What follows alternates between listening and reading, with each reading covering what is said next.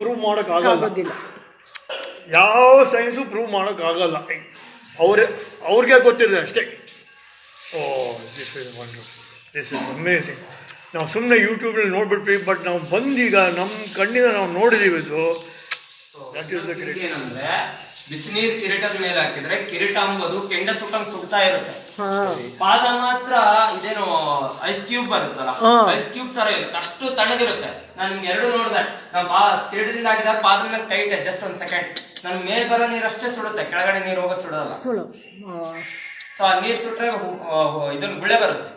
ಅಷ್ಟು ಬಿಸಿ. ನೀವು ಹೌದು, ಆಯ್ತು. ಭಾರಿ ಬಿಸಿ. ಆ ತರ Comparison. ಆಮೇಲೆ ನಾವು ಎಲ್ಲ ತೋರಿಸಿದ ನಂತರ 2 ತಮಿಗೆ 3 ತಮಿಗೆ ತಣ್ಣೀರ್ ಹಾಕೋದು ಒಂದು ಮಾಡ್ಕೊಂಡಿದ್ವಿ. ಯಾಕಂದ್ರೆ ನಮ್ಗೆ ಕಿರೀಟದ ಮೇಲೆ ಕೈ ಮುಟ್ಟೋದಕ್ಕಾಗಂಗಿಲ್ಲ, ಅಷ್ಟು ಸೆಕೆ ಬರುತ್ತೆ.